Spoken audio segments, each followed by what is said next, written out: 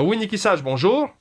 Ben, Yorana. Vous êtes le président de la FAPE et clairement, vous ne remettez pas en doute la parole du gouvernement sur la pêche illégale, mais vous dénoncez clairement une violation, voire deux, du Code de l'environnement. Est-ce que vous pouvez nous expliquer? Oui, donc d'abord, bonjour à tous les auditeurs et merci pour cette invitation. Alors effectivement, on n'a aucune preuve que les poissons ont été pêchés à l'intérieur de notre ZDE. Par contre, si on lit attentivement, et c'est l'objet de notre plainte, le Code de l'environnement est interdit de transporter, de détenir des requins. Donc même s'ils ont été pêchés à l'extérieur, on a donc porté plainte pour détention et transport d'animaux de catégorie B. Comme vous le savez, on a de la chance d'avoir un pays qui est un sanctuaire de requins, de baleines, de tortues, etc. Et il est interdit absolument de détenir et de transporter des animaux qui soient vivants ou morts. Et c'est le cas donc de ce bateau chinois. Et c'est pour ça que nous avons porté plainte. Alors, vous avez déposé plainte jeudi, si je ne m'abuse, d'abord sur cet aspect justement des espèces protégées, le transport des espèces protégées, mais le bateau est toujours sur le récif et il y a visiblement une voie d'eau. Ça a fait l'objet d'une deuxième plainte, c'est bien ça?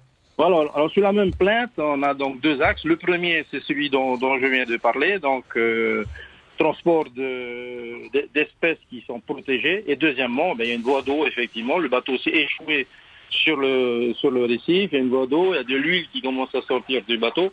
Et donc, il y a un vrai risque de pollution pour un atoll comme Aroutoua. Et comme tout le monde le sait, Aroutoua, on vit de la pêche, des fèmes pellières, etc. Et ça peut être tragique pour eux. Est-ce que depuis ces faits, vous avez eu des retours du ministère ou bien de la direction de l'environnement?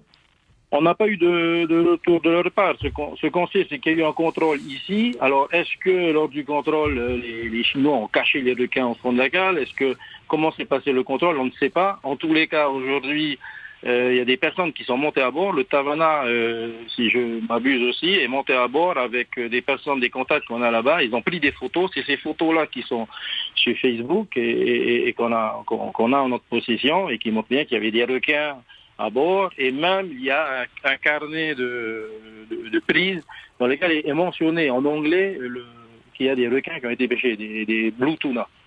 Donc, photo à l'appui, on peut affirmer qu'il y avait à bord des requins et ils sont donc en pleine infraction de notre code de l'environnement. Donc, dernière question, après le communiqué, la seule communication d'ailleurs du gouvernement sur ce sujet, des sanctions seront prises pour toute infraction constatée à la réglementation polynésienne, c'est ce qu'a assuré le gouvernement. Vous espérez donc forcément le soutien du pays dans votre démarche en justice?